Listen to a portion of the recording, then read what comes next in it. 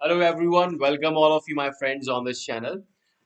We are preparing for MBA entrance exam. I hope you have started this from your own end also, and if not, you can join our online batch where I will be giving you the guarantee. या मैं आपको guarantee दूंगा details में जानने के लिए guarantee किस चीज की। अच्छा, गारंटी का सीधा मतलब होता है भाई पैसा वापस, ठीक है। इन शॉर्ट डिटेल्स में जानने के लिए you have to give me a call और a WhatsApp on this number. इसके अलावा अगर आपकी कॉन्सेप्चुअल क्लैरिटी बहुत अच्छी है, बहुत तगड़ी है, सिर्फ क्वेश्चन प्रैक्टिस करने, तो आप लोग के लिए एक नंबर टेस्ट सीरीज डिजाइन की है। 600 प्लस टेस्ट है। आप तैयारी शुरू कर सकते हो अपनी। आपका पूरा फुल कंप्लीट एनालिसिस रिपोर्ट आपके सामने होगी टेस्ट खत्म होते ही, ठीक है। तो आप उसके अकॉर्डिंग ग्रोथ भी कर सकते हो।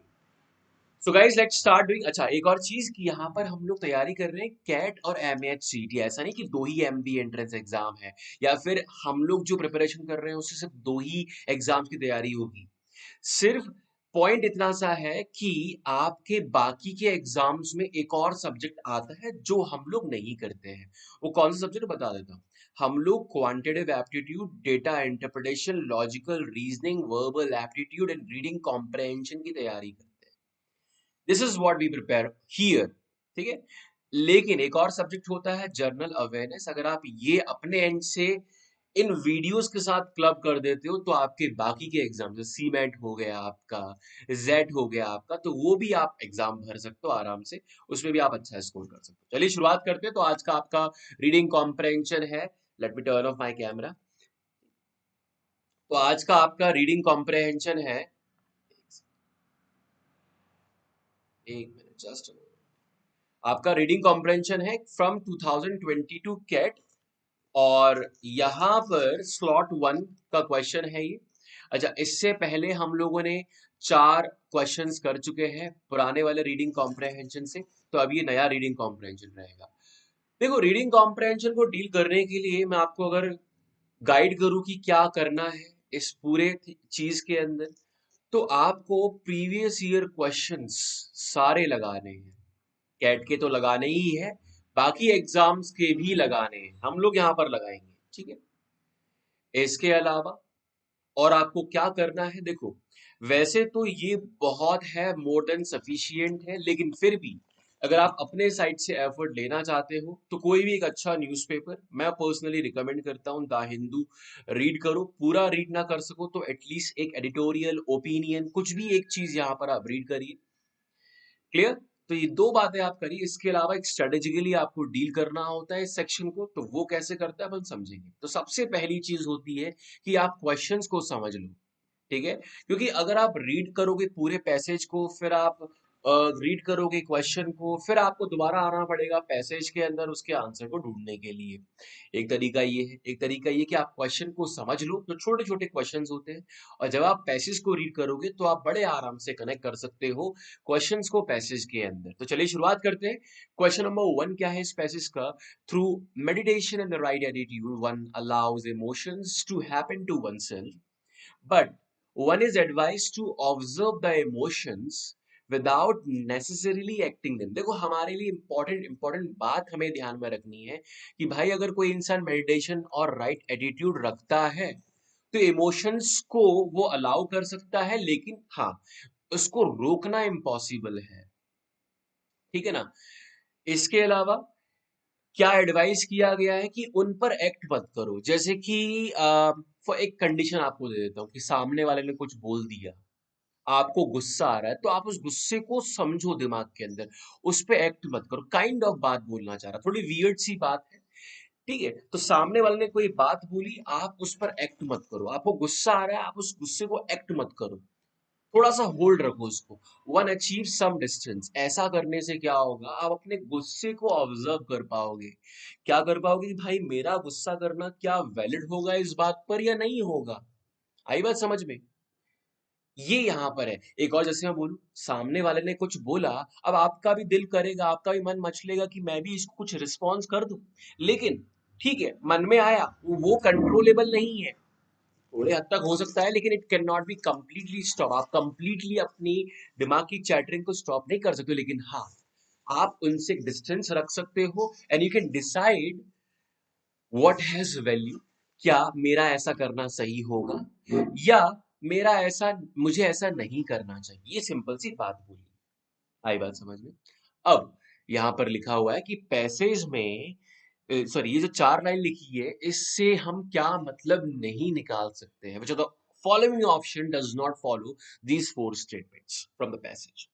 Meditation allows certain out of body experience that permit us to gain the distance necessary to control our emotions. पहला ये है, the observation of emotions in a distant manner correspond to the second movement referred to earlier in the passage. यानी कि भाई passage पढ़ना पड़ेगा उसके लिए तो। Meditation in the right attitude in this instance implies an initial passive reception of all experiences. Emotional responses can make it difficult to distinguish valuable experience from valueless experience. अब इन चारों ऑप्शन को समझते हैं। पहला वाला क्या बोलना चाह रहा है? सिंपल सिंपल सी बात कि meditation out of body experience को अलाउ करता है।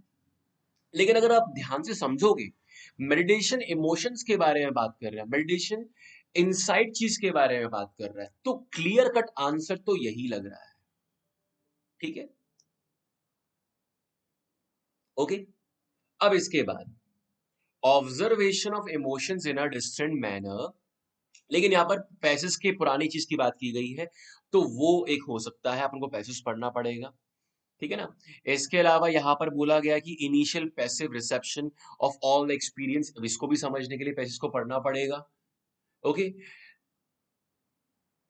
emotional responses can make it difficult to distinguish valuable experience from the valueless experience. ये तो सही स्टेटमेंट है। Emotional responses can make it difficult, अगर आप फट से आप उस पर रिस्पॉन्ड कर दो किसी बात पर, यानी सामने वाले ने कुछ बोला, आपने उसको रिस्पॉन्ड कर दिया, तो आप कभी, अगर आप उसका इंस्पेक्शन नहीं करोगे, अपनी बातों का, अपनी चीजों का, अपने इमोशंस का, तो आप कभी समझ नहीं पाओगे इस चीज को कि यार ये बोलना, ये करना सही है नहीं है, तो आपको वो करना होगा। तो ये तो भाई सही बात लिखी है, अपन को क्या ढूंढना है? गलत, जो अपन को मिल चुका है ऑलरेडी। देखा, पैसेज नहीं पढ़ा लेकिन आंसर मिल गया है। अगला पढ़ लेते हैं। विच of the following statement would be an accurate inference from the example of Marcus Aristotle. अब ये मार्कस एरिस्टोटल के बारे में एक बात की गई, जब भी इसका नाम आएगा हम 4 ऑप्शन पढ़ लेंगे। समझ में आ रहा है हम कर क्या रहे हैं? हम एक कीवर्ड पकड़ रहे हैं।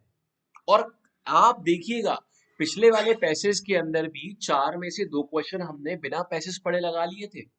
इसके अंदर भी एक तो लगा ही लिया है, कौन सा वाला? ये गलत है। अपने को वही तो ढूंढना है, कौन सा गलत है, ये वाला ढूंढना है, तो आंसर हो गया ये। ठीक है। इसके अलावा ये बोल रहा मार्कस एरिस्टोटल के बारे में क्या क्या सही इंफॉर्मेशन हम लोग बता सकते हैं पैसेज से। अगला वाला देखते हैं। ठीक है, अगला वाले क्वेश्चन, एक सेकेंड, जस्ट अ मोमेंट, यहाँ से अपन देख लेते हैं। अच्छा, यहाँ पर अगला यही पैसेज का पार्ट है। ओके, आपका नेक्स्ट क्वेश्चन नंबर 7 क्या है? Which of the following statement if false could be seen as contradicting the facts in argument in the, ये मैं कॉपी पेस्ट कर देता हूँ, I guess, just a moment ना।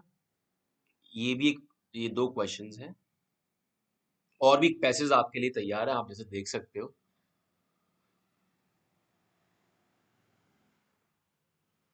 ओके,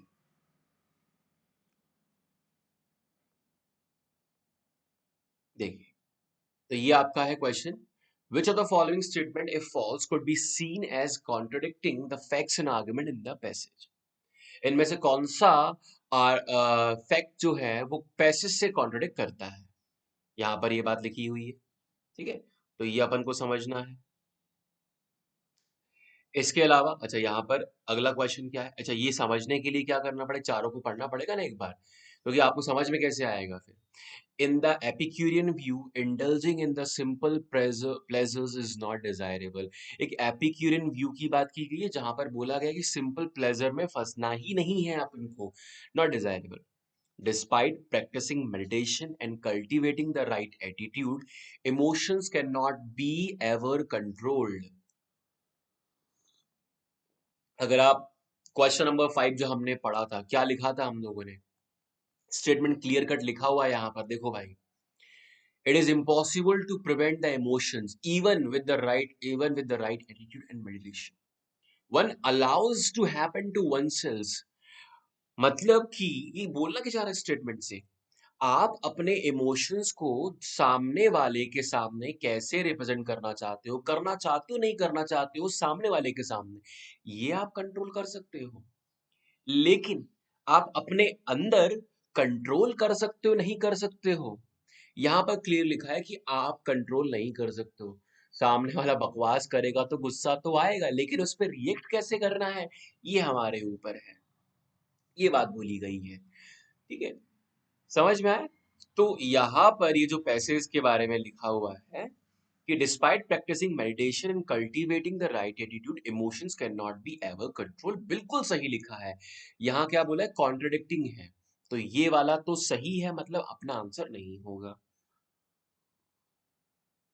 आगे क्या लिखा हुआ है, in the Stoic view, choosing a reason and unemotional response as the first movement is an appropriate response to emotional situations. फिर से पढ़ लेते हैं।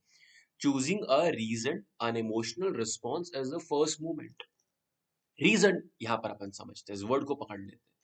तो ये बोल रहा है कि फर्स्ट मूवमेंट क्या होना चाहिए, आपको इमोशंस आपके आए तो आपका पहला काम होना चाहिए रीजन, क्या मैं एक्ट करूं या नहीं करूं, तो सही लिखा है। Choosing a reason unemotional response is the first movement. आपका पहला क्या काम होना चाहिए कि रीजन फाइंड आउट करूं, क्या ये वैलिड होगा करना।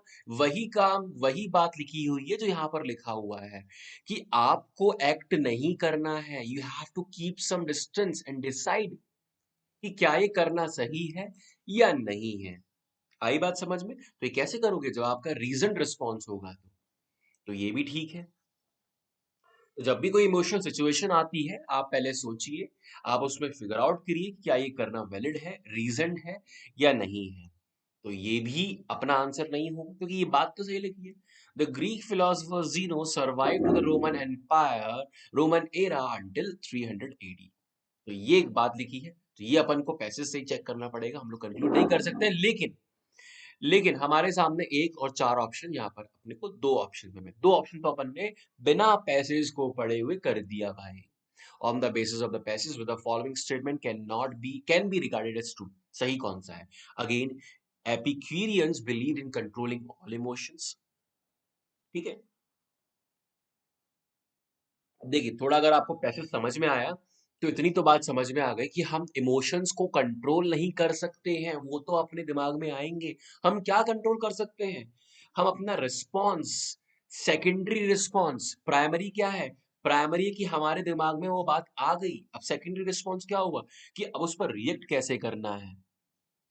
ठीक है, the stoic influences can be seen in multiple religions, ये एक बात लिखी है, तो ये तो हो गया गलत, ये हो सकता है सही। There were no stoics in India at the time of Roman civilization, हालांकि पैसेज पढ़ना पड़ेगा। लेकिन इतनी बात मेडिटेशन की बात आ गई है तो भाई थोड़ा सोच के देखो, मेडिटेशन की बात इंडिया में तो कब से चल रही है, तो मोस्ट प्रोबेबली ये भी गलत होगा। हालांकि पैसेज पढ़ के और कंफर्म करेंगे। The Stoics valorize the pursuit of money, power and sexual gratification. Stoics ने इस चीज को ही अल्टीमेट बताया है कि भाई यही चाहिए अपने को, पैसा, पावर एंड सेक्सुअल ग्रेटिफिकेशन। तो ये भी अपन को पढ़ना पड़ेगा, लेकिन थोड़ा सा अगर अपन दिमाग लगाएं कि यार मेडिटेशन के बारे में थोड़ा बहुत भी जानते हो अगर, तो अपन को समझ में आएगा meditation is clearly not about getting the money और पावर और हैविंग द सेक्सुअल ग्रेटिफिकेशन। नहीं, इट्स मोस्टली अबाउट कि आपको इंटरनली आप कैसा फील करना चाहते हो, दैट इज मोर इम्पोर्टेंट। तो ये भी गलत लिखा है। आगे आंसर, ठीक है। तो अपने दो आंसर्स तो आपको, अब ये दूसरी बार भी मैंने आपको प्रूफ किया कि आपके चार क्वेश्चंस में से दो क्वेश्चन तो आप ऐसे ही सॉल्व कर सकते हो। ठीक है, तो ये हुआ, जस्ट मोमेंट देखिए।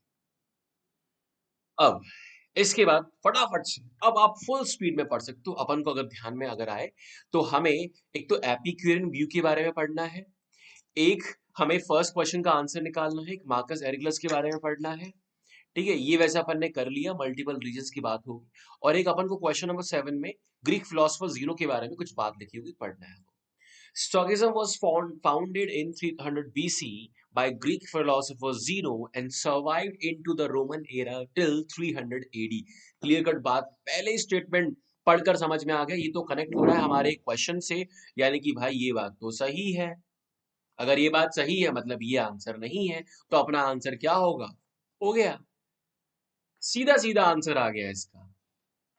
ठीक है, तो क्वेश्चन नंबर 7 का भी आंसर आ गया, क्वेश्चन नंबर 8 का भी आंसर आ गया, क्वेश्चन नंबर 5 का भी ऑलमोस्ट आंसर आ चुका है। देखो अगर आप ध्यान से समझोगे तो, क्योंकि ये गलत है clearly. Meditation out of body experience नहीं है, आप इंटरनली कैसा फील कर सकते हो उसके बारे में बात की गई है। ठीक है, आगे बढ़ते हैं। According to Stoics, emotions consist of two movements. The first movement is the immediate feeling, and the other reactions that incur when a stimulus or event occurs. For instance, अब example दिए. Consider what could have happened if an army general accused Marcus Aurelius of treason in front of other officers. ठीक, अब यहाँ पर इसको अगर समझे, एक एग्जाम्पल दिया है यहाँ पर। सबसे पहले जीनो वाला स्टेटमेंट काम आ गया, अपने किसी काम का नहीं है। फिर बात की स्टोइक्स के बारे में। इमोशन, स्टोइक्स क्या है? अकॉर्डिंग टू स्टोइक्स, इमोशन के दो मूवमेंट होते हैं। पहला मूवमेंट होता है immediate feeling and other reactions, जैसे कि psychological response that occur when a stimulus और इवेंट अकर्स। अब एग्जांपल दिया है कि एक आर्मी जनरल ने मार्कस एरिसिलस पर इल्जाम लगाया सबके सामने। First movement of Marcus may be internal surprise and anger in response to this insult. अब भाई मुझे एक बात बताओ, आप एक किसी आदमी को कुछ बोलते हो, किसी आदमी पर इल्जाम लगाते हो, ठीक है, तो अब उसका रिस्पॉन्स किस बात पर डिपेंड करेगा? कहीं ना कहीं उसकी पोजीशन क्या है। अगर छोटा सा आदमी होगा, छोटा आदमी मतलब ये हम बात कर रहे हैं पद में, पद का मतलब है पोस्ट पर। एक बहुत ऊंची पोस्ट पर आदमी होगा तो इस बात पर गुस्सा हो जाएगा। और एक छोटा आदमी जो होगा, छोटा आदमी कहने का मतलब है जो अपन जैसे, भाई अपन छोटे आदमी कैटेगरी में आते हैं, है ना, अपन आम आदमी को अपन छोटा आदमी बोल रहे हैं, तो इस आम आदमी कैटेगरी में वो डर जाएगा। आई बात समझ में? क्योंकि ये इल्जाम किसने लगाया, ये अक्यूज किसने किया है? आर्मी के जनरल ने। Army general accuse Marcus Aristotle of present in front of officers, और वो आदमी ऑफिसर्स के सामने प्रेजेंट भी है। तो मार्कस को क्या आया? गुस्सा आया। तो एक बात तो समझ में आ गई, बहुत ऊंची पोस्ट पर है। अकम्पेन, अब ये जो इंटरनल सरप्राइज और anger in the response of this insult, अकम्पेन मतलब अब इस गुस्से के साथ में perhaps by some involuntary psychological and expressive responses such as face flushing, चेहरा लाल हो गया, and a movement of the eyebrows, ये जो आपके आंखों के ऊपर जो बाल होते हैं, बौहे जिसको बोलते हैं, वो थोड़ी चढ़ जाए गुस्से में, चेहरा लाल हो जाए, आंखें एकदम, you know, there is some expression on the. तो ये फर्स्ट इंप्रेशन की बात की है, ये वाला। अब ये तो हुआ पहला इंप्रेशन, जो कहीं ना कहीं हमने इतना समझ लिया कि इसको हम कंट्रोल नहीं कर सकते। ये हमने क्वेश्चन नंबर 5 में पढ़ा है, इसको अपन कंट्रोल नहीं कर सकते। हालांकि हालांकि अगर हम रियलिटी में बोला जाए तो बहुत हद तक कर भी सकते हैं, लेकिन इस पैसेज के अकॉर्डिंग हम लोग नहीं कर सकते। कोई फालतू की बात बोलेगा, और जनरल कॉमन सेंस की बात है भाई, एक आम इंसान के सामने ऐसी कोई बात बोलेगा जो गुस्सा दिला सकती है, तो गुस्सा आ ही जाएगा। ठीक है, ये हो गई बात। अब सेकंड मूवमेंट की बात की गई। The second movement is what one does next about the emotion. अब मैं उस गुस्से का क्या करूं, मैं उस इरिटेशन का क्या करूंगा, that is the second emotion. यानी कि आपने कुछ बात बोली जिससे मुझे आ गया गुस्सा, अब मैं उस गुस्से में क्या बोलूंगा, that is a secondary movement. अब उसकी बात की गई है। The second movement, behaviors occurs after thinking and are under one's control. अब ये सेकेंडरी मूवमेंट ये अपने कंट्रोल में होता है। मुझे गुस्सा आया, अब इस गुस्से में मैं सामने वाले को लाफा मार दूं, सामने वाले को कुछ बोल दूं गुस्से में, ये मेरे ऊपर है, या मैं शांत बैठा रहूं, ये मेरे ऊपर है। Example of second movement for Marcus might have included a plot of seek revenge. अब हो सकता है मार्कस इस गुस्से में एक रिवेंज सेट करे, actions signifying difference and appeasement, or perhaps proceeding as he would have proceeded whether or not this event occur. हो सकता है वो एक रिवेंज करने की कोशिश करे कि यार मेरी इंसल्ट की है, ठीक है, action signifying difference and appeasement, और परहैप्स हो भी सकता है कि वो उसके खिलाफ मुकदमा कर ले कि भाई मेरी इंसल्ट की इसने, ऐसे कैसे बिना सबूत के। ठीक है ना। कंटिन्यू, अच्छा इसके बाद continue lead the Romans in a way that Marcus Aurelius believed best benefit, और हो सकता है कि वो अपने फायदे के लिए, देखो अपन को बहुत अच्छी इंग्लिश नहीं चाहिए, थोड़ा बहुत समझ में आ जाए, क्योंकि देखो मैंने एक बात एक्सपीरियंस की है। I have given this passage to multiple people जिनकी इंग्लिश कोई खास कमाल की नहीं है, लेकिन trust me they have done literally great, उन्होंने बहुत अच्छा कमाल का परफॉर्मेंस दिया है रीडिंग कॉम्प्रहेंशन के अंदर, विच प्रूव्स विच प्रूव्स कि भाई आपको बहुत कमाल की इंग्लिश नहीं, आपको बेसिक इंग्लिश आनी चाहिए और आप इस रीडिंग कॉम्प्रहेंशन बहुत अच्छा कर लोगे। ठीक है, ये बात समझ में आ गई कि मार्कस प्लान कर सकता है, रिवेंज कर सकता है, मुकदमा कर सकता है, या फिर कुछ ऐसा काम कर सकता है जिससे उसको बहुत फायदा हो। अब इस पूरी कहानी से क्या समझ में आया? मार्कस एक बहुत ही ऊंचे ओहदे पर है, बहुत ऊंचे पद पर है। तो यहाँ पर पढ़ते हैं इस क्वेश्चन को। Marcus was one of the leaders of the Roman army, ये हो सकता है। Marcus plotted revenge in his quest for justice, ऐसा कुछ नहीं है, बोला कि कर सकता था अगर उसे गुस्सा आता तो, पर ऐसा किया नहीं। ऐसा कुछ लिखा नहीं, किया नहीं, किया, वो एक पॉसिबिलिटी बताइए। Marcus Aurelius was humiliated by the accusation of the treason in front of the other officers, ये एक सिचुएशन थी, ऐसा नहीं कि उसको इंसल्ट किया गया, अगर किया जाता तो कैसा होता, ये भी हो गया गलत।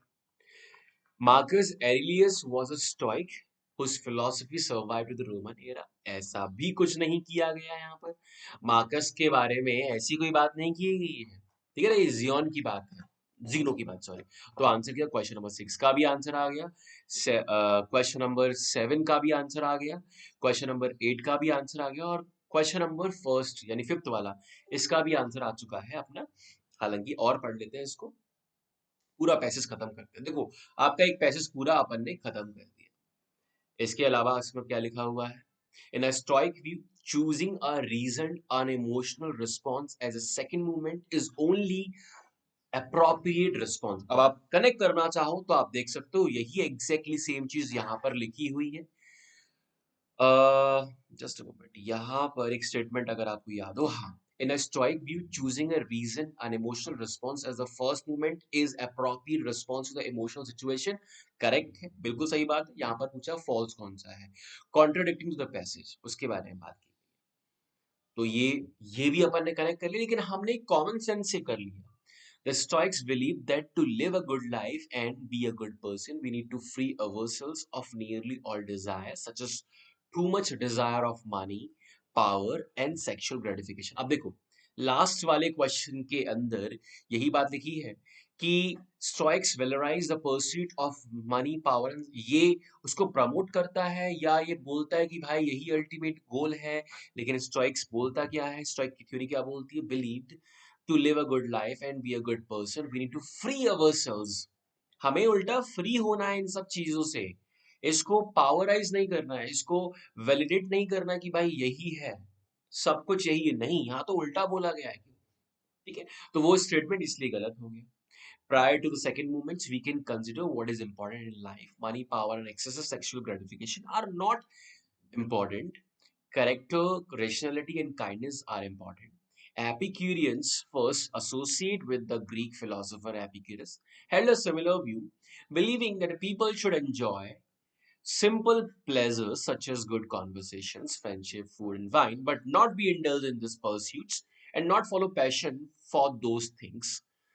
क्लियर कट यहाँ पर, अब यहाँ पर आपको इसका भी आंसर मिल गया कि आपको इसका भी आंसर मिल गया। यहाँ पर एक लिखा हुआ है कि एपिकन व्यू क्या बोलता है कि indulging in simple pleasures not Dzire ना, ऐसा बिल्कुल नहीं बोला गया। बोला है कि आप सिंपल प्लेजर्स को परस्यू कर सकते हो, लेकिन do not deep indulge into it, ऐसा नहीं कि आप पागल ही हुए जा रहे हो।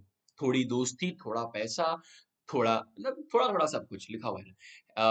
Simple pleasures such as good conversation, friendship, food, and wine, but not be indulgent in these pursuits and not follow passion for those things that hold no real value like power and money।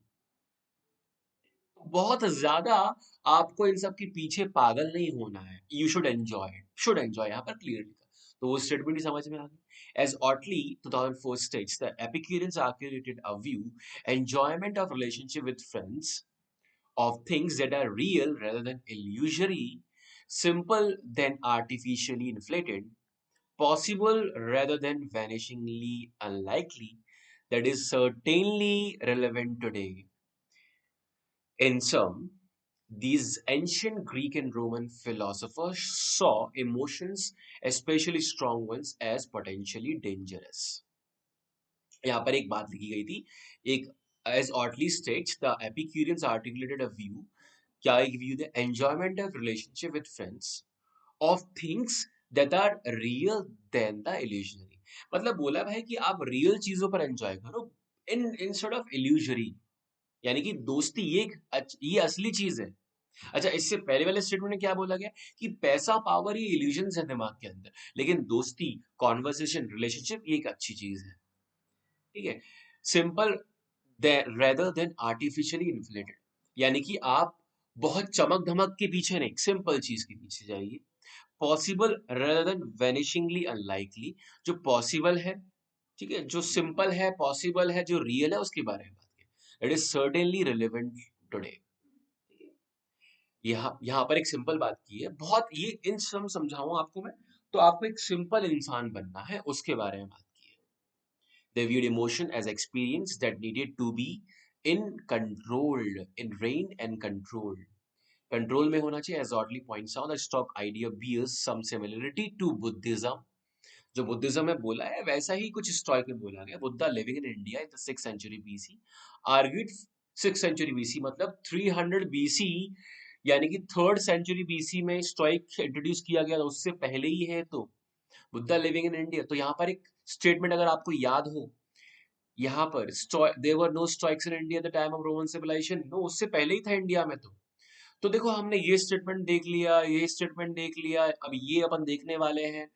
ठीक है, इसके अलावा हमने ये statement देख लिया, हमने ये स्टेटमेंट देख लिया, इसके अलावा ये अपन ने स्टेटमेंट देख लिया था क्वेश्चन नंबर 5 के अंदर। हमने ऑलमोस्ट सारे स्टेटमेंट देख लिया। अगर हम देखें तो एक क्वेश्चन नंबर 6 ही है जो थोड़ा सा आपको कंक्लूजन वाला निकालना पड़ेगा, अदरवाइज बाकी सब स्टेटमेंट वाइज ही आपको मिल रहे हैं। क्या लिखा हुआ है, argued for the cultivating a certain attitude and that decreases the probability destructive seconding movements through meditation and the right attitude. ये अब आ गया।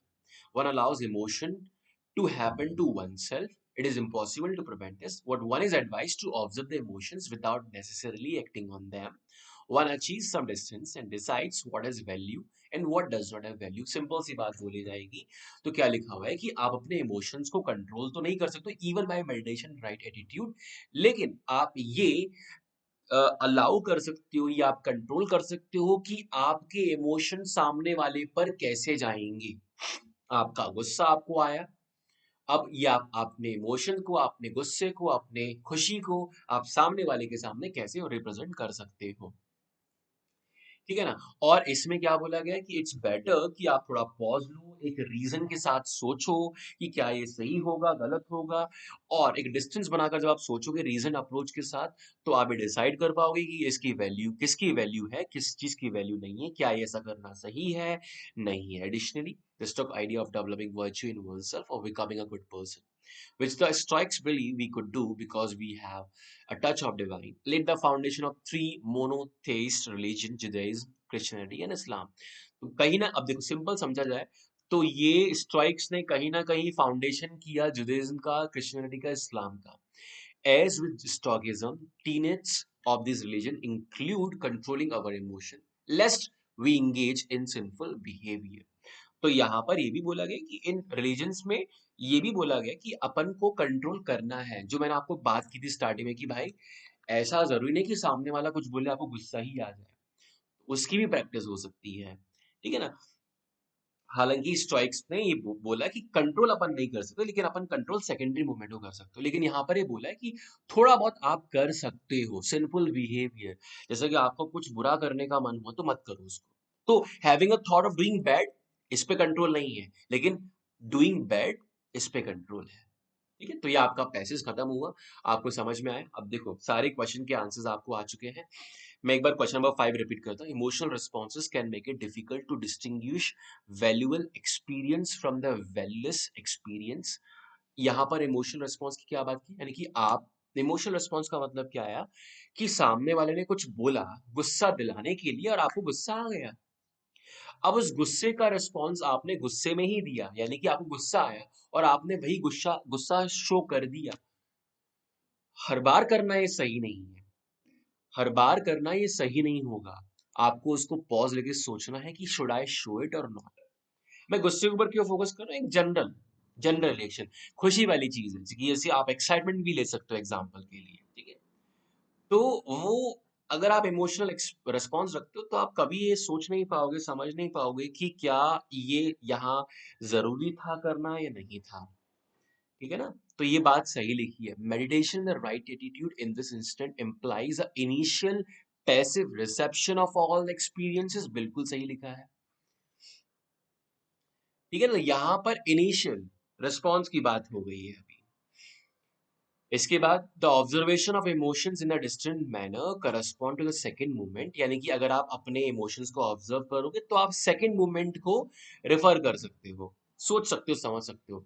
यहाँ पर meditation allows out of body experience नहीं, यहाँ मेडिटेशन इंटरनल एक्सपीरियंस की बात की गई है कि आप इंटर, जैसे कि आपको किसी ने कुछ बोला तो आप उस चीज को कैसे लेते हो। सबसे पहली चीज, पहली बात तो आप उसको कंप्लीटली कंट्रोल तो नहीं कर सकते हो, कुछ हद तक आप उसको समझ सकते हो, कुछ हद तक आप उसको मॉडिफाई कर सकते हो। उसके बाद भी अगर वो इमोशन आया तो आप उसको कैसे रिएक्ट कर, तो ये सब इंटरनली हो रहा है, आउटसाइड में बाद में होगा, ठीक है ना। तो this is all, I hope समझ में आया हो, सारी चीज आपको क्लियर हो। देखो वैसे तो ऑन अराउंड 30 मिनट का टाइम लगता है समझाने में, लेकिन मैं आपको एक बात क्लियर कर दूं भाई, कि अगर आप इस पैसेज को खुद से करते तो विद इन 15 मिनट आप ये कर सकते हो।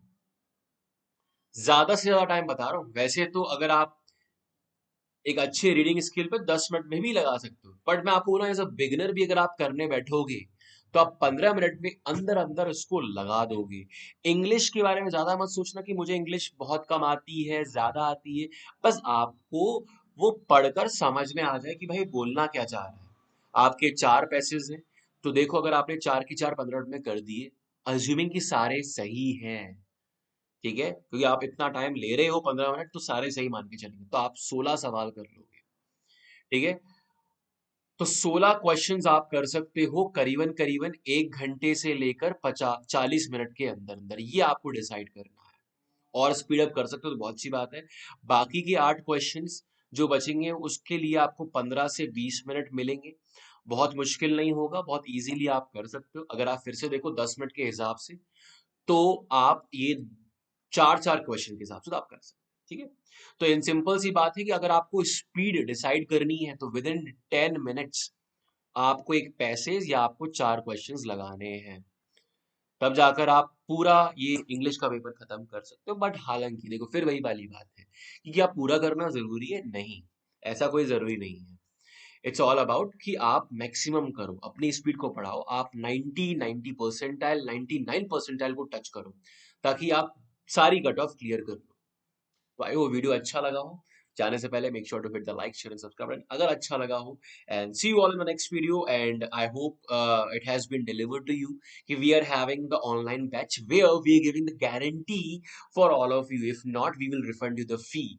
इसके अलावा you can join the test series www.testgyan.in.com नहीं .in, यहाँ पर आप जाकर अपनी 600 प्लस मॉक टेस्ट की प्रैक्टिस कर सकते हो। This is my contact number if you wish to connect to me to know more about the online batches in the guarantee program. This is all for the day. See you all in the next video.